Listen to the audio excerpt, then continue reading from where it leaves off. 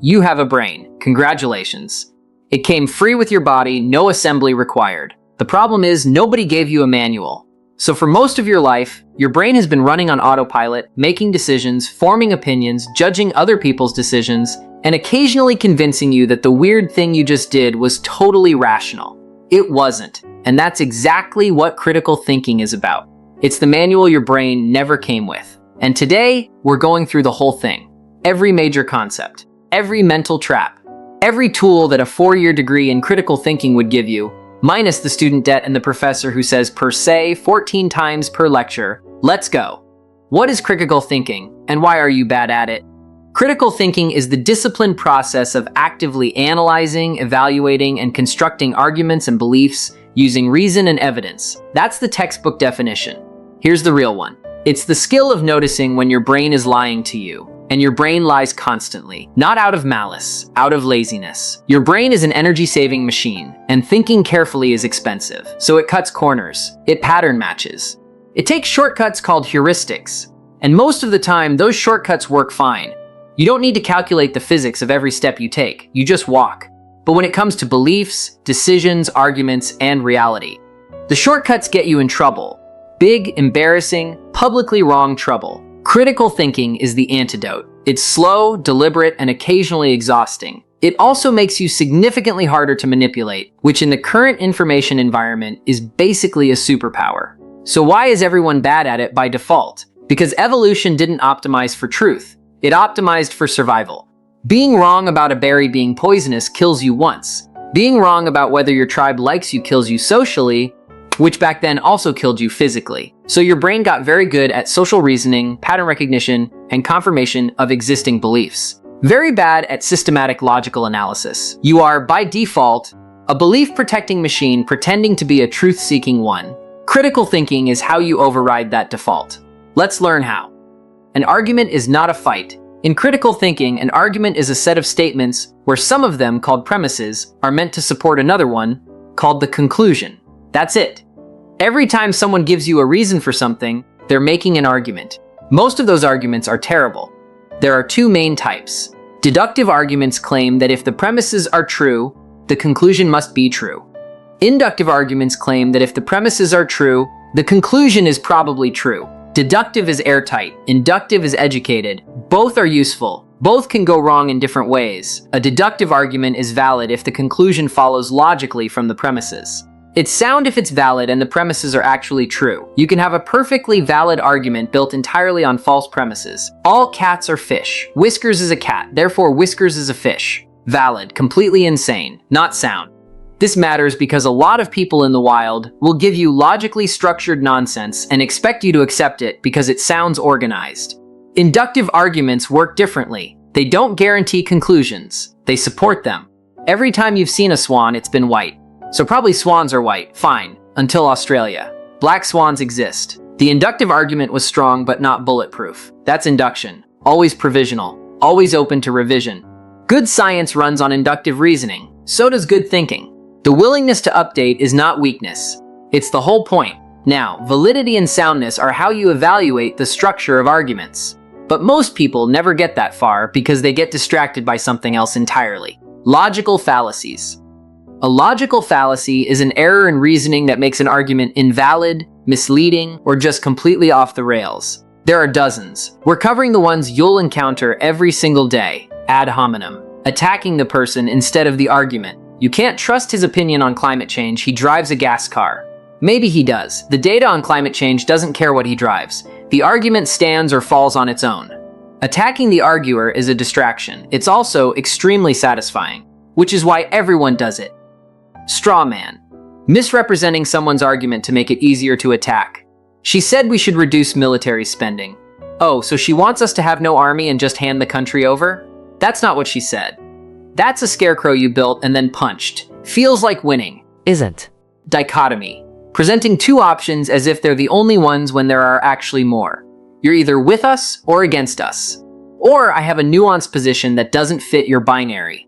False dichotomies are everywhere in politics, advertising, and arguments with family members at dinner. Appeal to authority. Using the fact that an expert said something as proof that it's true.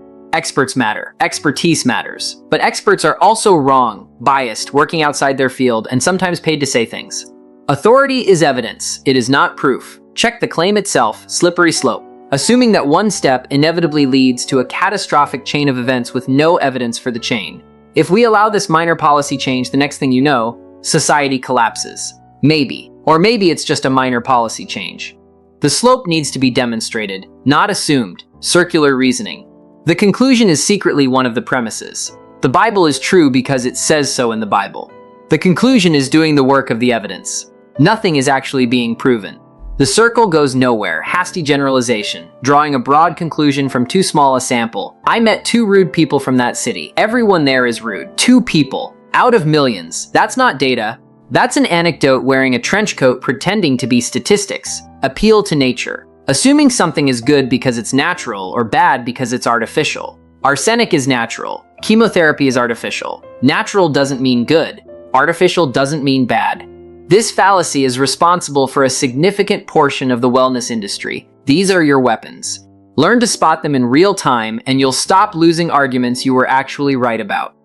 Logic tells you how arguments should work. Cognitive biases explain why your brain ignores that and does something completely different anyway. Biases are systematic patterns of irrational thinking baked into human psychology. Not quirks, not character flaws. Built-in features of a brain that evolved for a very different environment. Confirmation bias, the big one, the mother of all biases. You seek out, remember, and interpret information in ways that confirm what you already believe. You read news sources you agree with. You remember the times you were right. You forget the times you were wrong. You find the study that supports your view and ignore the 12 that don't. Everyone does this. Especially people who are absolutely certain they don't. Availability heuristic. You judge how likely something is based on how easily examples come to mind. Plane crashes are memorable. Car crashes are boring. So you think flying is more dangerous than driving. It isn't. Your fear is running on memorable data, not accurate data. Anything that gets a lot of media coverage gets overestimated in your brain. Quiet statistics about things that kill people slowly get underestimated, and coring bias. The first number you hear becomes a reference point for everything after. A watch is listed at $5,000, then marked down to $200. Feels like a deal, relative to the anchor it is. In reality, you have no idea if $200 is reasonable. It is reasonable because you got anchored before you had a chance to think. Salespeople know this. Negotiators know this. Now you know it too. Dunning-Kruger Effect. People with low competence in an area tend to overestimate their ability. People with high competence tend to underestimate it. The graph of confidence versus knowledge starts high, crashes when you learn enough to realize how much you don't know, then slowly climbs back up as genuine expertise develops. The most confident person in the room is often the one who's thought about it the least. This is uncomfortable information, sunk cost fallacy. You keep doing something because of what you've already invested, even when stopping is clearly the better option. You stay in the bad job because you've been there 5 years.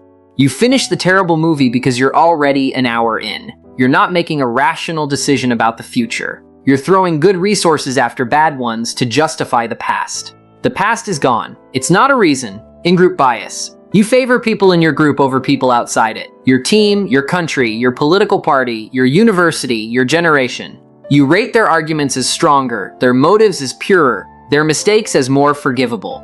You rate the outgroup as the opposite. None of this is based on the actual content of their ideas. It's tribal arithmetic dressed up as reasoning. The halo effect. One positive quality makes you assume other positive qualities exist. He's attractive, so he's probably trustworthy. She's well-spoken, so she's probably competent. The product looks beautiful, so it's probably well-made. You're assigning unearned credibility based on a single feature. This is why packaging is expensive and why charisma is dangerous. Knowing these biases doesn't make you immune, but it gives you a fighting chance.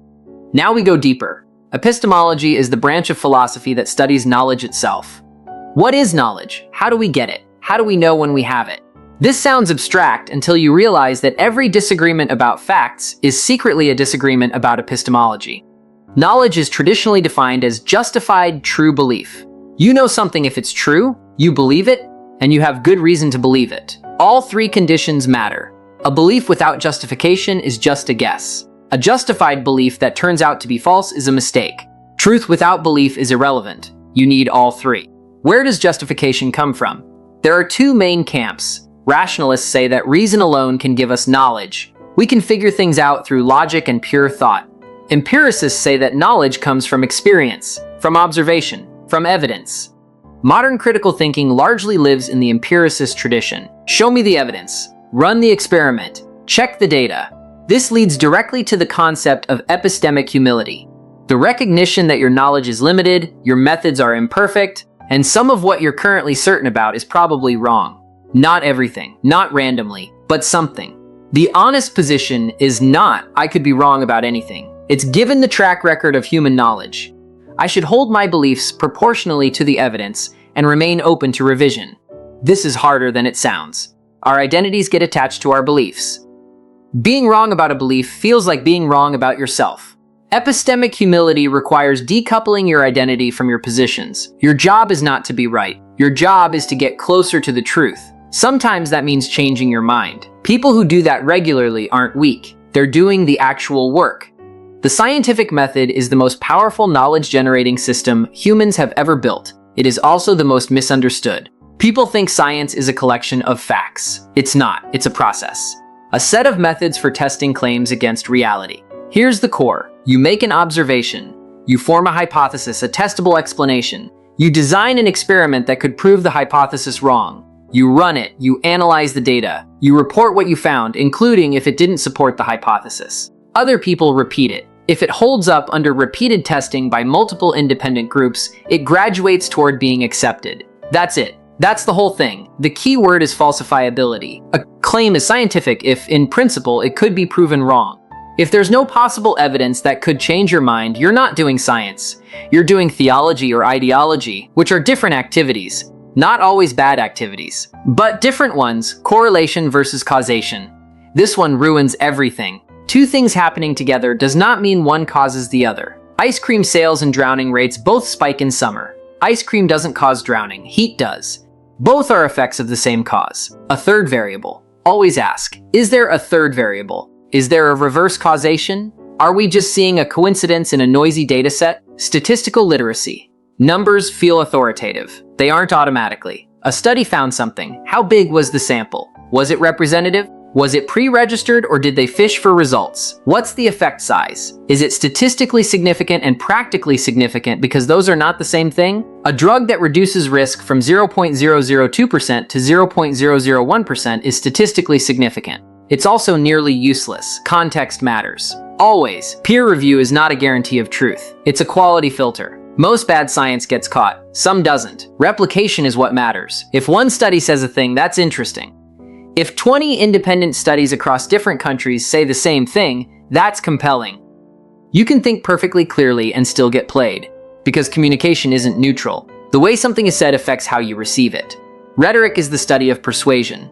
Aristotle broke it into three tools: logos, ethos, and pathos. Logos is the appeal to logic and reason, evidence, data, structured argument. If someone uses logos well, they're presenting their case for your rational evaluation. This is the one critical thinking values most. It's also the least commonly used in actual persuasion. Ethos is the appeal to credibility and character. Trust me, I'm an expert. I've been doing this for 30 years. It's not about the argument, it's about the arguer. Ethos can be legitimate when the credibility is real and relevant. It becomes manipulation when it's used to bypass evaluation of the actual claim. Pathos is the appeal to emotion: fear, hope, anger, pride, love. Emotions are not irrational by definition. They carry information. But when pathos is used specifically to override your reasoning instead of inform it, you're being manipulated. Advertising is pathos delivery with a brand logo attached. So is most political communication. Framing is what everything gets put in before it reaches you. The same fact can feel completely different depending on how it's framed. 90% survival rate versus 10% death rate. Same statistic. Different emotional impact. Tax relief versus tax cuts for the wealthy. Same policy. Different frame. Frames aren't lies, but they shape perception. Notice the frame. Then look at what's inside it. Lulled language does the same thing at the word level.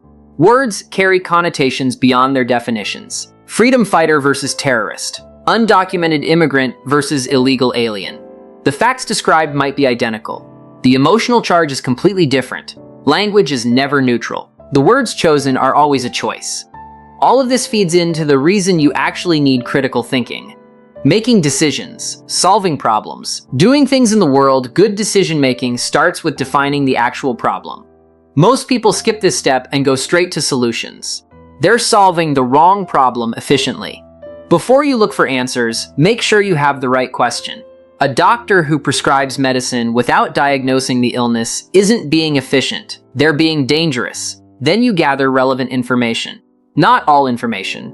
Relevant information. There is always more information available than you can process. Critical thinking is partly the skill of knowing what matters and what's noise. Then you consider alternatives. The worst decisions usually come from binary thinking. Option A versus option B. The best decisions often come from generating option C, D, and E that weren't on the original table. Force yourself to consider at least 3 alternatives before deciding. Your first instinct is often the product of your biases, not your reasoning. Then you evaluate using criteria. What actually matters here? Write it down. Rank it. Apply it to each option. This process will sometimes produce a recommendation that surprises you. That's good. Surprise means the process overrode your default. Then you decide. And here's the part nobody tells you. Under uncertainty, perfect information doesn't exist. You will always be deciding with incomplete data. The goal is not certainty. The goal is the best decision given available information, with built-in mechanisms to course correct if you were wrong. Reversible decisions should be made fast. Irreversible ones should be made carefully. Most people have this backwards.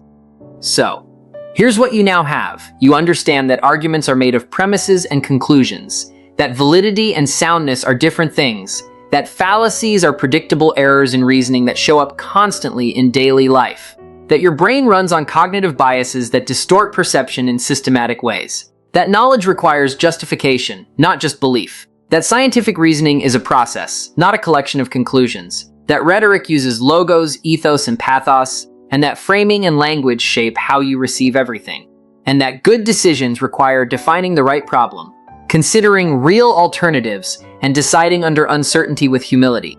That's the degree. No dissertation required. The thing about critical thinking is that knowing all of this is not the same as doing it. It's a practice. Every time you read something, ask who wrote it and why. Every time someone gives you a statistic, ask what's behind it. Every time you feel absolutely certain about something, ask what evidence would change your mind. If the answer is nothing, that's not confidence. That's a closed loop. The goal isn't skepticism for its own sake. Refusing to believe anything is just as intellectually lazy as believing everything. The goal is calibrated confidence, strong beliefs where the evidence is strong, tentative beliefs where it's thin, openness to revision everywhere. Your brain is capable of extraordinary things. It built civilization, figured out the structure of DNA, and invented both jazz and cryptocurrency. But left to its shortcuts and biases, it also falls for scams, starts wars over misunderstandings, and watches 4 hours of content it didn't actually want to watch. Critical thinking is how you take the wheel. Go use it. And if you got something out of this and want a deep dive into any one of these sections, vote with a like, because that's how the algorithm decides whether your brain gets a part 2.